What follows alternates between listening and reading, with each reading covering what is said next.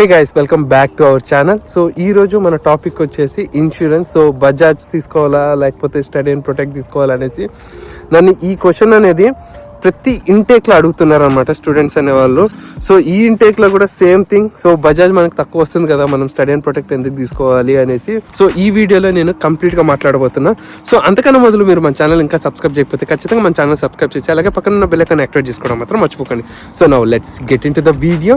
So first thing వచ్చేసి మనకి ఇప్పుడు ఐర్లాండ్ వస్తున్నా కాబట్టి సో ఈవెన్ లైక్ నేను స్టార్టింగ్లో వచ్చేటప్పుడు కూడా సో ఈవెన్ నాకు బజాజ్ యాక్సెస్ ఉన్నా తక్కువ కాస్ట్ పడినా సో నేనైతే స్టడీ అండ్ ప్రొటెక్ట్ అయితే తీసుకొని ఉన్నా.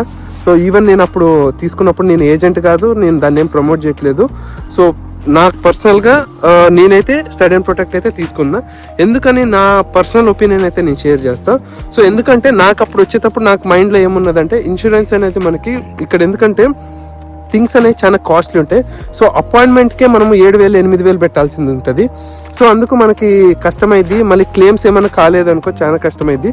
అదే ఒక ఇంటర్నేషనల్ ఇన్సూరెన్స్ తీసుకున్నాం అనుకో మనకు పాయింట్ ఆఫ్ కాంటాక్ట్ ఈజీగా ఉంటుంది. అంటే ఇన్సూరెన్స్ వాళ్ళకి కాంటాక్ట్ కూడా మనకి ఈజీగా ఉంటుంది, క్లెయిమ్స్ అనేది ఈజీగా ఉంటుంది. ఇంకోటి మనకి జిఎన్ఐబి పిపిఎస్ఎన్లో వీటిలలో మాత్రం మనకి ఈజీగా వచ్చిద్దిలే అంటే లైక్ ఈజీగా వాళ్ళదే ఇంటర్నేషనల్ ఇన్సూరెన్స్ కాబట్టి ఇక్కడదే ఐర్లాండ్ ఇన్సూరెన్స్ కాబట్టి మనకి ఈజీగా వచ్చిద్ది అనేసి నేనైతే పర్సనల్గా అలా తీసుకొని ఉన్నా. సో ఇప్పుడు మాట్లాడుకుందాం, ఇప్పుడు ఇక్కడికి వచ్చినాక నాకేమి తెలిసింది అనేసి. సో కొన్ని థింగ్స్ అనేది నేను ఇంక్లూడ్ చేస్తాను నా ఎక్స్పీరియన్స్ కొద్దీ. సో ఇక్కడ ఏమైతుందనంటే మొన్న రీసెంట్గా లాస్ట్ ఇంటేక్లో ఒక స్టూడెంట్ ఏమైందనంటే బజాజ్ ఇన్సూరెన్స్ తీసుకున్నాడు. సో వీసా వచ్చింది, అన్నీ వచ్చినాయి, అంత వచ్చింది. సో ఇక్కడికి వచ్చినాక ఏమైందనంటే ఇక్కడ జిఎన్ఐబి అని మనం అప్లై చేయాల్సి ఉన్నట్టు, అంటే IRP card basically. So apply చేసేటప్పుడు ఏమైందనంటే సో వాళ్ళు దాన్ని యాక్సెప్ట్ చేయలేదు. సో వాళ్ళు యాక్సెప్ట్ చేయక ఏం చేసిందంటే సో నువ్వు ఇలాగే మెన్షన్ చేశారు స్టడీ అండ్ ప్రొటెక్ట్ ఇన్సూరెన్స్ తీసుకో అనేసి వాళ్ళు మెన్షన్ చేశారు. సో ఆ స్టూడెంట్ ఏం చేశారంటే మళ్ళీ ఇన్సూరెన్స్ అనేది నా దగ్గర పర్చేస్ చేసుకొని సో మళ్ళీ జిఎన్ఐబి అపాయింట్మెంట్కి వెళ్ళాడు అనమాట. ఇలా ఏమవుతుందని అంటే సో మీరు ఇన్ కేస్ లైక్ అదే రీజన్ మనకి ఇక్కడ పడింది కాబట్టి మళ్ళీ అపాయింట్మెంట్కి వెళ్ళాం, దట్స్ ఫైన్. అదే మనకి ఏమన్నా వాళ్ళకి ఇన్సూరెన్స్ అనేది వ్యాలిడేట్ కాక క్రాస్ చెక్ చేస్తే వ్యాలిడేట్ కాక మనకి అక్కడ మళ్ళీ వెనక్కి పంపించి మళ్ళీ అడిగారు అనుకో సో అది మళ్ళీ ఒక నెల టైం తీసుకుంటుంది మనకి వీసా రావడానికి.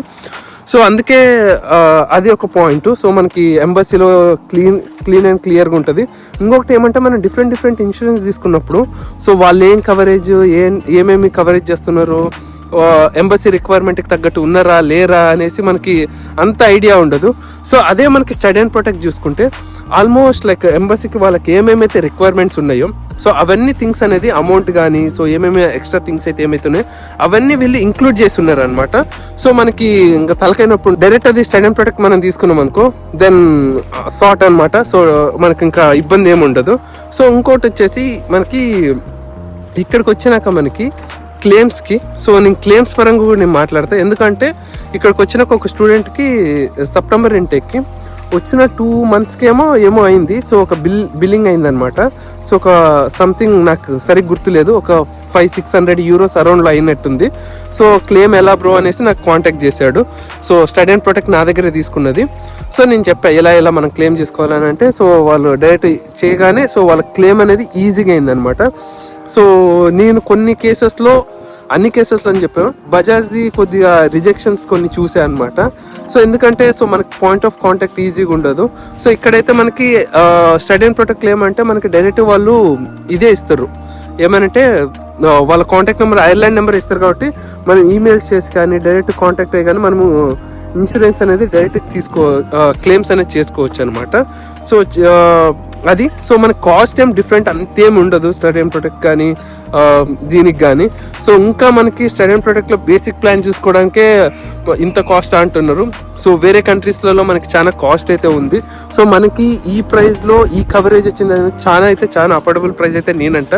ఇంకా మనం ఏమంటే స్టూడెంట్స్ దగ్గర so compare to online website మన దగ్గర మనము ఇంకా తక్కువ కాస్ట్కి అయితే మనమైతే ప్రొవైడ్ చేస్తున్నాం ఇన్సూరెన్స్. సేమ్ కవరేజ్ సో మనము తక్కువ కాస్ట్ కానీ ప్రొవైడ్ చేస్తున్నాం.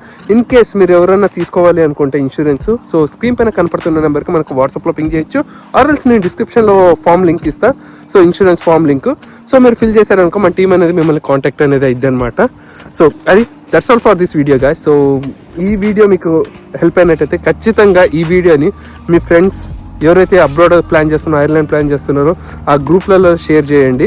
సో ఐ హోప్ ఈ వీడియో మీకు హెల్ప్ అవుతుంది అనుకుంటున్నా. ఈ వీడియో మీకు హెల్ప్ అయినట్టయితే ఖచ్చితంగా మన ఛానల్ని సబ్స్క్రైబ్ చేసి అలాగే పక్కన బెల్ ఐకాన్ యాక్టివేట్ చేసుకోవడం మాత్రం మర్చిపోకండి. So thank you friends, thank you for watching this video.